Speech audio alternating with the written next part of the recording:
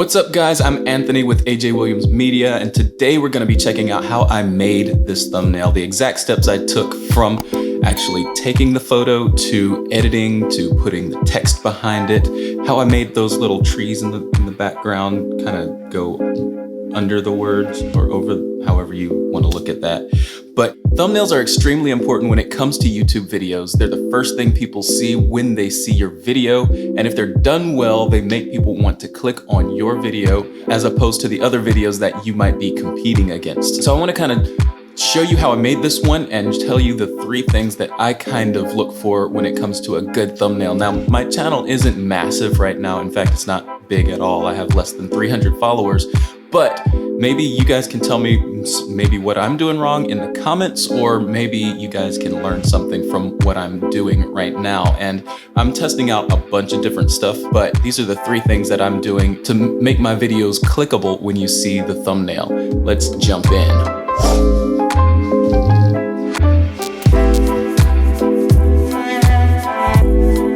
So the first thing I look for when it comes to making a YouTube thumbnail is, does it look good? Like, does it look interesting? Does it make me want to learn more about what this video is about?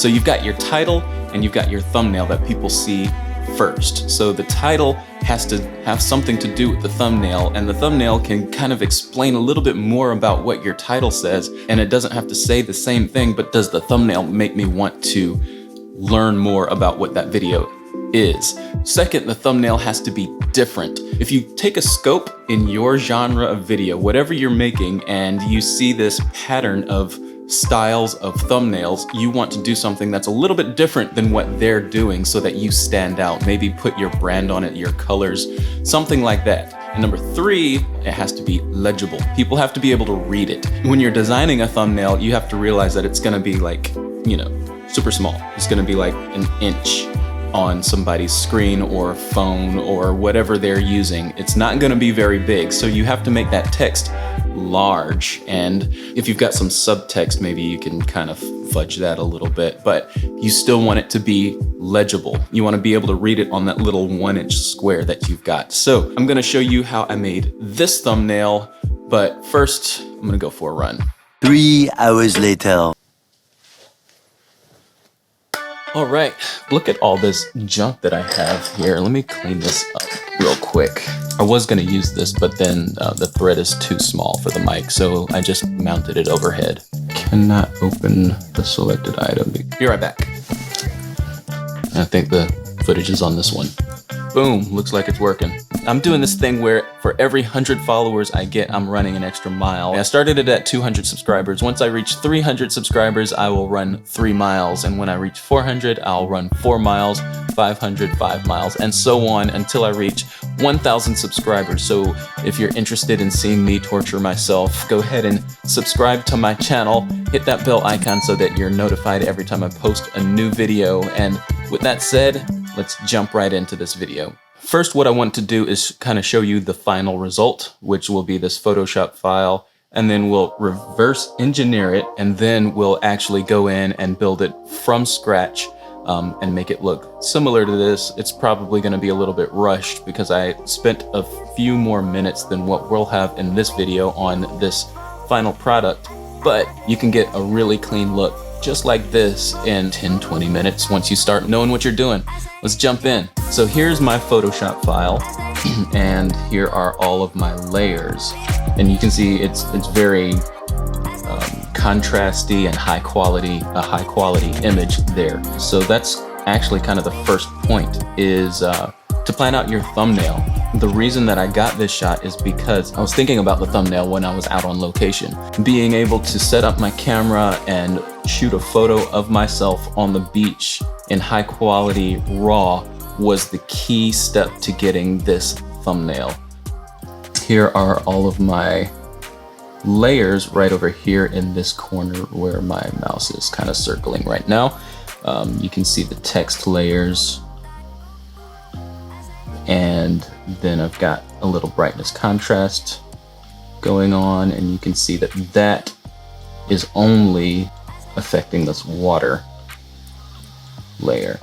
And then that water is actually a layer that I added on right there. You can see that. I've got this darkened sky layer, and then this layer is for that water bed. It kind of makes the water look a little bit more real. So I'll show you without it. There's the water again, and here's without it. Now the water just looks like it's a layer on top of dry sand, but when I add that little color layer in there, it looks like the water kind of wet the sand before, and now it's just kind of creeping back up. And I'll show you how I did that later. We're just going over the layers right now. This is the original photo in JPEG. You can see it looks way different, much more vibrant, much more contrasty in the thumbnail. And I'll show you how I got there. First, we're gonna open up the CR2 file and just double click on that. It should open up Adobe Photo Raw. You can also do this in Adobe Lightroom, and there's really no difference, but I'm gonna show you kind of the settings that I had, and you can take this and apply it to Adobe Lightroom if you'd like to, but it works just as well in Adobe Raw, and you can actually transfer the Adobe Raw settings to Lightroom later if you want to do that.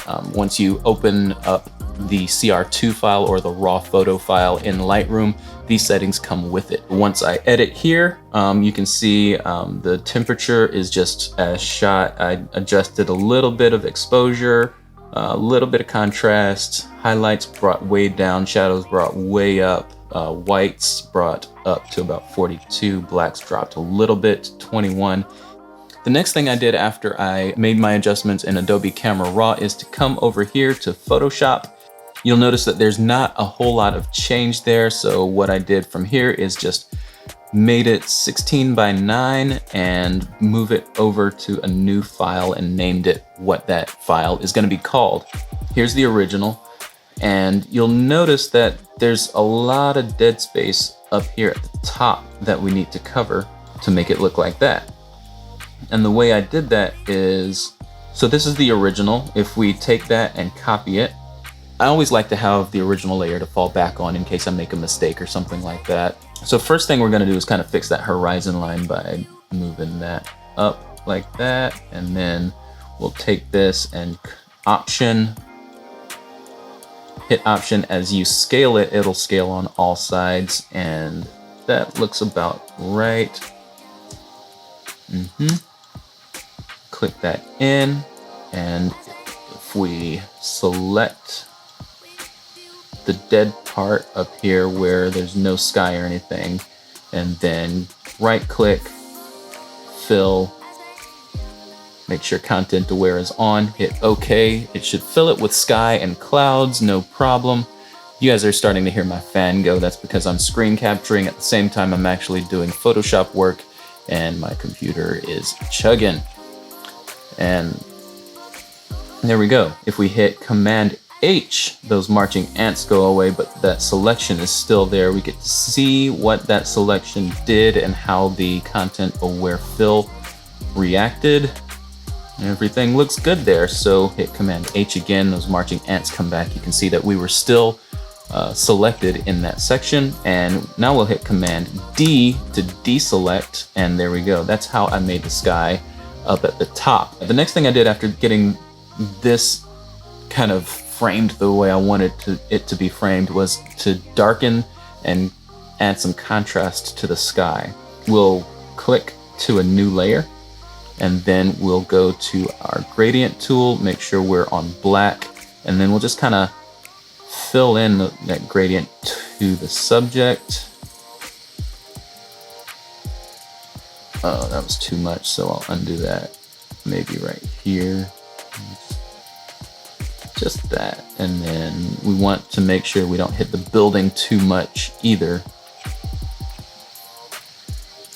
Undo that, that was too much. There we go, something like that. And now we'll change the blending mode to overlay. And then we can play with the opacity a bit and get it to where we want it to get.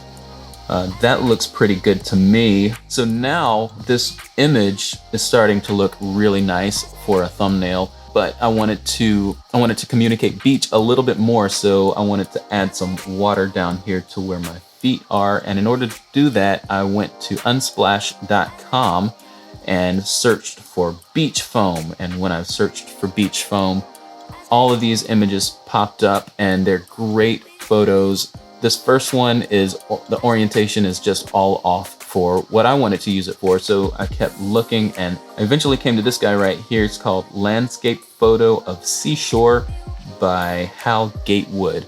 Thank you, Hal Gatewood. Huge shout out to you. I will leave a description to his Unsplash portfolio in my description. If we're here, you can tell that I added a hue saturation, a black and white, curves. If I take off all of that, it still looks okay, but you can kind of see that kind of rainbow tint color grade that he had on his photo. First thing I did was I brought in my curves, brought down the black levels. Now you can really see that color coming in. So I turned it black and white and added a hue saturation to kind of match tone with the sky, because water is always going to reflect the largest light that's out there, and the largest light was the sky at the moment. And then I changed the mode, the blending mode, to lighten, so that all you get is those highlights and a little bit of that blue reflection, and that's looking good. The next thing I did was to add this puppet warp effect. So the orientation was still looking a little bit weird whenever I added all of those effects. And so I just kind of took that image and curved it inward to where it looked like the water was on the ground rather than kind of coming at you upside down. I don't know. To me, those small little details are what make this photo look really real. Not really real. I mean, the thumbnail still is going to be really small, so I didn't go extremely overboard to make it look photoreal. I just wanted it to be believable when you see that tiny thumbnail. And if we click out of there, I'll show you a kind of before and after of that filter. So if I turn it off, you can see that water's coming like up, like it looks like it's shooting up out of something. If I turn it on, now it looks like more like it's laying flat on the ground, rather than shooting up into your eyes or something. Now let's move on to the text of it, because the text of it is probably the most important part of this thumbnail. I knew that I wanted to be as the subject, I wanted the subject to be in front of the words, and I wanted some of the palm trees to be in front of the words as well. So this is always how your text is going to start. And the way that we can kind of get in front of that, or appear to be in front of that word, is by adding a mask. So we're going to add this layer mask. And the quickest way to do it is probably to click on the background on the photo that you're editing and select everything that you want to be in front of that photo. So in order to do that, I want to use the quick select tool. We'll select these palm trees. It doesn't have to be perfect. We just need to get something close.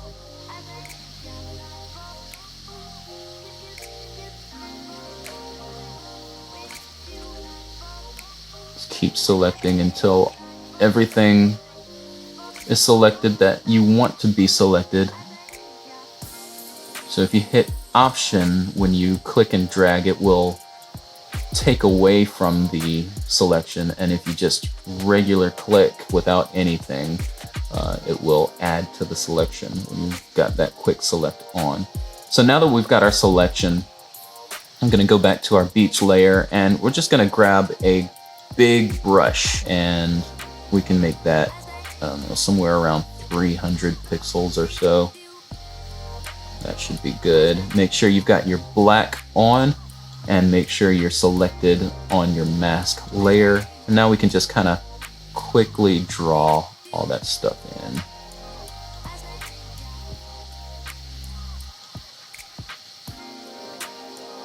And this can be as crude or as detailed as you want it to be. Right now, it's very crude on my part, just because I'm trying to get through it quickly. You can go in and edit some of those fine details, like right in this area. Looks like that tree is just kind of coming out of my back, so I don't think I want to show that. So I'll turn this back to white. I'll go back and get my paintbrush tool, bring this down, make my hardness, bring in some hardness there, and then just kind of paint that tree back out and be careful around my back area. And that looks good. Now we hit Command H and hide those ants. It looks decent. These trees look like they need some work, and I really had to go in there and actually edit those trees down there by the C and the H pretty good, and I don't have time to do that in this video, but this is what it turned out to look like after we finished that edit. Not bad. Not perfect, but again, this is going to be a very small thumbnail, and we don't need it to be perfect, we just need it to be believable. So after I did that, quickly added my Biloxi to the top and little workation thing down there. Now you'll notice that this hashtag workation sign is a little bit different. It's more of a paintbrush, hand-drawn type font. Originally, it was a different color. It was like this teal color that kind of matched the windows of this building. But I submitted that to a Facebook group that I'm a part of that I go to sometimes when I'm looking for help, looking for advice on YouTube stuff. And they told me that the workation was a little bit illegible. So I changed it to white to make it more contrasty with the picture. And I think this works really well. If you guys liked it, give it a thumbs up. If you didn't like it, go to the comments, tell me what you did, what you didn't like about this thumbnail, about this tutorial, about me, my personal life, my dogs, my children, whatever. I'm an open book. Just go for it. Anyway, that's it for this video, guys. If you liked it, go ahead and give me a thumbs up. If you didn't like it, give it a thumbs down. If you want to see more videos like this one, subscribe to my channel. I plan on doing a ton of tutorials in 2020. So hit that bell icon so that you're notified every time I post a new video. That's it for this one. We'll see you guys in the next video.